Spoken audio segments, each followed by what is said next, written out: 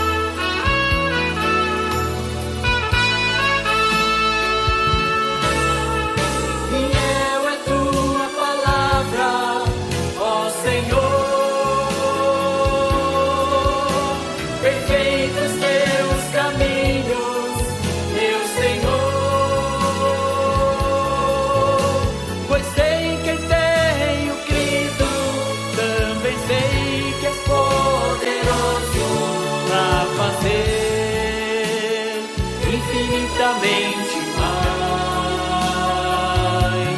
para fazer infinitamente mais.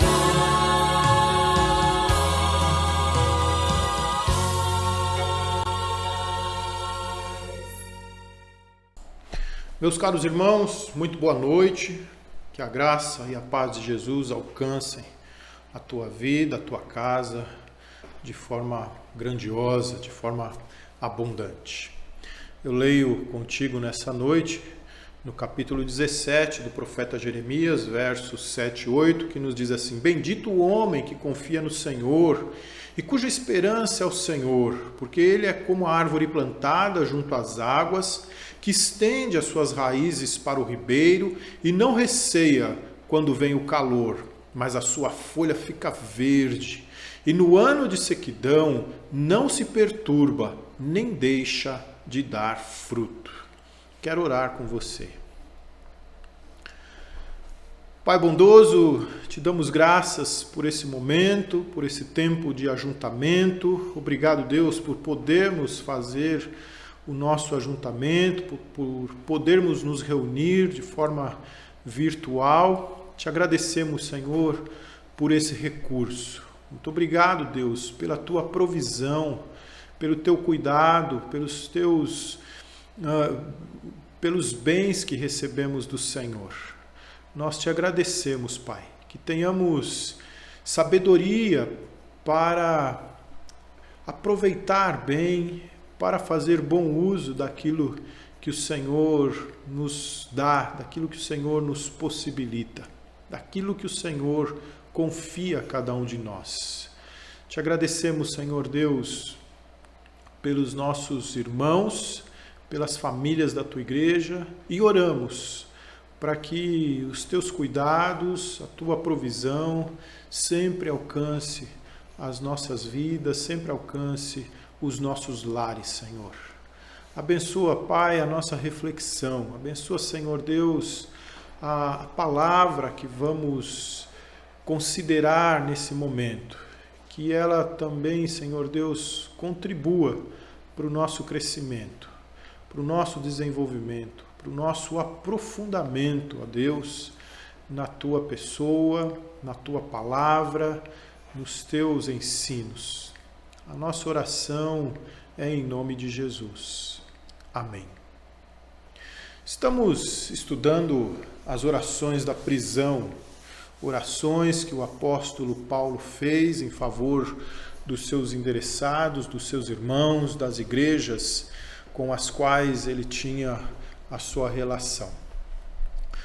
Estudamos no capítulo 1 de Efésios, a primeira oração de Paulo, e agora estamos estudando a segunda oração de Paulo no capítulo 3 da mesma carta aos Efésios.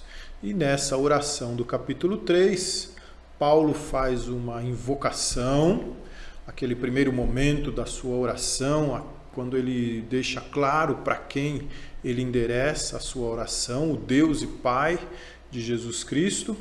E na sequência, Paulo apresenta a Deus 4 pedidos em favor dos seus irmãos: fortalecimento, aprofundamento, apreensão, preenchimento. E aí então ele faz a conclusão, o fechamento da sua oração. Nós estudamos na semana passada a primeira petição de Paulo quanto ao fortalecimento. Nessa noite nós vamos então estudar sobre o aprofundamento. Paulo pede aos seus irmãos para que eles sejam aprofundados em amor. E ele faz isso lá no versículo 3 da sua cartinha aos Efésios, que nos diz assim: E assim habite Cristo no vosso coração pela fé, estando vós arraigados e alicerçados em amor. Habitar, arraigar, alicerçar. São 3 palavras que Paulo usa para ilustrar esse seu pedido. Vamos à primeira. Habitar significa literalmente instalar-se, sentir-se em casa. Certamente Cristo já residia no coração dos Efésios, na pessoa do Espírito Santo. Quando nós nos convertemos, nós somos habitados pelo Espírito Santo. E no nosso desenvolvimento espiritual, nós damos maior espaço ou não ao Espírito Santo. E conforme o espaço que o Espírito Santo tem na nossa vida, nós crescemos, nós nos aprofundamos no amor de Cristo. Então, os irmãos de Efésios já tinham essa primeira experiência de fé, a conversão, já eram habitados pela pessoa de Cristo. Afinal, Paulo se referiu a eles como santos, lá no capítulo 1, no verso 1 da mesma carta. Paulo, então, se refere a essa experiência de conversão quando nos tornamos santos, ou seja, quando nos tornamos separados para Deus. O desejo de Paulo é que Cristo faça uma morada plena no coração deles. Ele ora para que Cristo sinta-se em casa em seus corações. Ele ora para que eles tenham uma relação plena, uma relação de intimidade profunda, e não que seja algo superficial. Então, uma ilustração interessante na Bíblia para essa verdade que Paulo, para esse pedido de Paulo pelos Efésios, é a vida de Abraão. Deus abençoaria Abraão com um filho. Então ele pessoalmente, acompanhado de dois anjos na pessoa de Jesus, vem e visita Abraão na sua tenda. Eles conversam com Abraão, eles fazem uma refeição ali com Abraão, eles sentem-se em casa. Afinal, Abraão era um homem de fé, era um homem obediente, era um homem que foi um homem chamado amigo de Deus. Mas os 3 visitantes e hóspedes de Abraão tinham uma outra tarefa, além de anunciarem que ele haveria de ser pai. Eles também vieram investigar o pecado de Sodoma, porque Deus planejava destruir aquela cidade e também a cidade de Gomorra, em função da pecaminosidade, em função da iniquidade que prevalecia naqueles lugares. Mas existia ali um sobrinho de Abraão, Ló, que era também servo de Deus, morava em Sodoma, e Deus então preferiu avisá-lo para que ele saísse com sua família antes do julgamento, antes da destruição daquelas cidades. Mas o Senhor Jesus, naquela visita, ele não foi a Sodoma conversar com Ló. Ele ficou com Abraão. Os 2 outros anjos, os 2 outros visitantes é que foram enviados a Sodoma para avisar Ló do que aconteceria e ele se precavesse e saísse da cidade. O Senhor Jesus não foi, ele enviou os anjos. Você vê essa história lá nos capítulos 18 e 19 de Gênesis. O Senhor não se sentiria em casa na casa de Ló. Ele sentia-se em casa na casa de Abraão. Quando Paulo fala habite Cristo no vosso coração, Paulo está se referindo a essa intimidade, a essa proximidade. Ele quer que os seus leitores, que os seus endereçados estabeleçam com Jesus essa relação próxima, essa relação de intimidade, a ponto do Senhor Jesus poder sentir-se em casa, habitando o coração daqueles irmãos. Essa oração também é para nós. Habite Cristo ricamente no vosso coração. Faça por isso. Empreenda a sua vida para que Cristo tenha essa morada plena no teu coração. Para que Jesus sinta-se em casa no teu coração. Quando eu era criança, a minha mãe me mostrou um livrinho chamado Livrinho do Coração. Até há pouco tempo eu tinha um exemplar dele. E mostrava ali, né, o que deveria estar no nosso coração, o que deveria tomar lugar no nosso coração, para que então Jesus se sentisse em casa.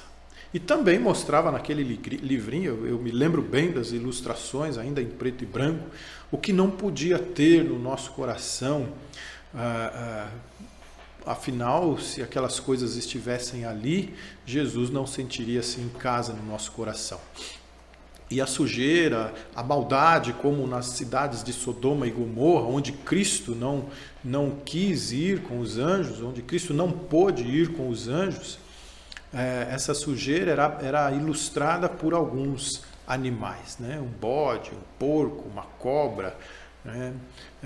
Que estavam ali no coração das pessoas que não podiam ter ali como um lugar agradável para a habitação do Espírito Santo, para a habitação de Jesus.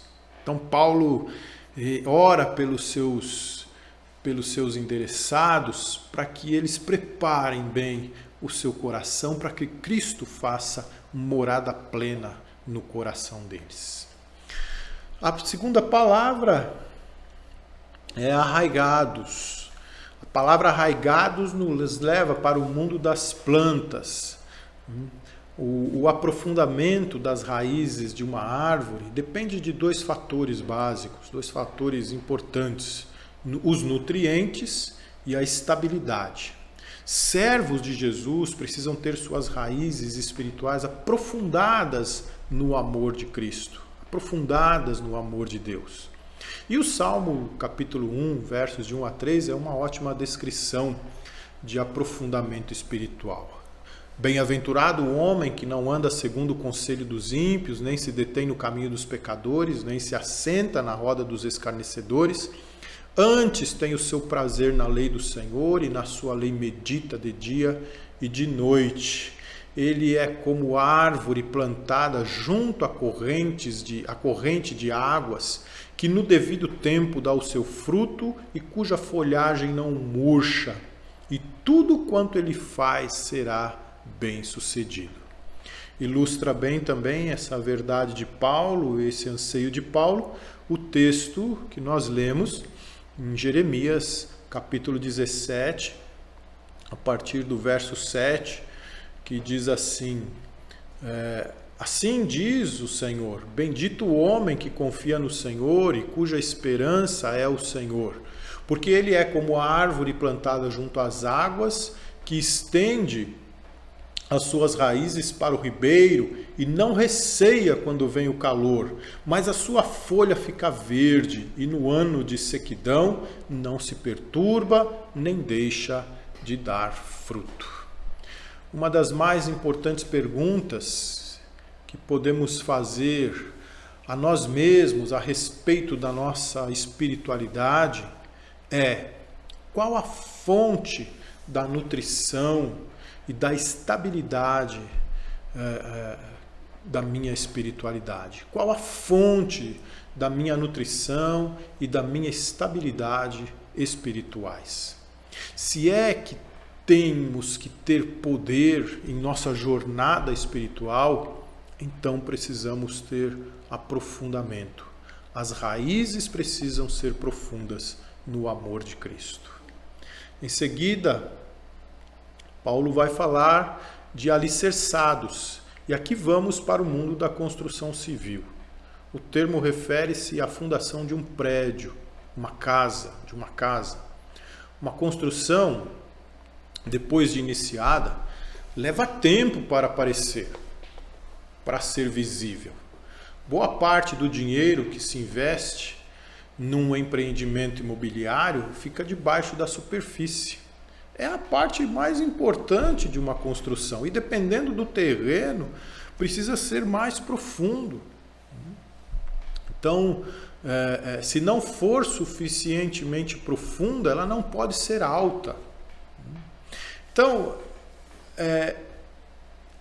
as provas, as dificuldades da vida, elas testam a profundidade das nossas experiências. As tempestades testam a profundidade dos alicerces.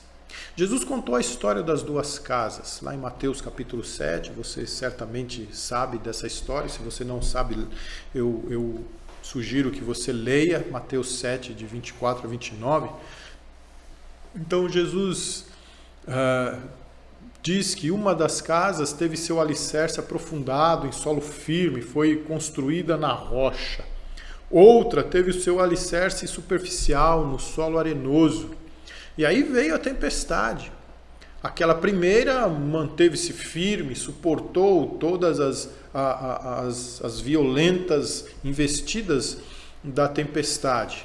A outra, porém, não resistiu, caiu, foi por terra. Por quê? Porque não tinha os seus alicerces aprofundados. Então, Paulo orou para que seus irmãos tivessem uma experiência profunda com Cristo, porque somente assim estariam firmes para enfrentar as difíceis provas da vida. Por outro lado, as difíceis provas da vida precisam ser encaradas como experiências que podem aprofundar as nossas raízes e os nossos alicerces em Cristo. Quando encaramos as provas difíceis da vida na companhia de Jesus e damos a ela essa compreensão, esse entendimento, olha, essa prova, esse momento, essa dificuldade, esse caminho estreito pelo qual eu estou trilhando, ele é uma experiência, ele haverá de se transformar numa experiência profunda com Cristo, numa experiência de vitória, numa experiência de amadurecimento, porque ele vai ser vivido na companhia de Jesus. Nós damos então a Jesus o espaço devido em nós, para que ele se sinta cada vez mais em casa, habitando plenamente o nosso coração, para que então sejamos arraigados e tenhamos os nossos alicerces fortalecidos para o nosso crescimento. Muito bem, então estamos aí no aprofundamento. Paulo ora por mim, ora por você, para que Cristo habite plenamente em nós e para que tenhamos as nossas raízes e os nossos alicerces aprofundados no amor de Jesus.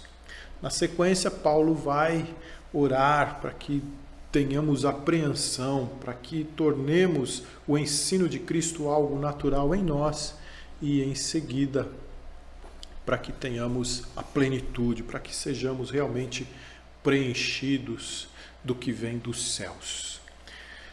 Muito bem, então na próxima quarta-feira nós vamos estudar esses 2 outros itens da oração de Paulo. E que o Senhor te dê uma noite de paz, um restante de semana de aprofundamento, de enraizamento mais fundo no amor do nosso Senhor Jesus Cristo. Uma noite de quarta-feira muito abençoada a você. Fica na paz de Jesus.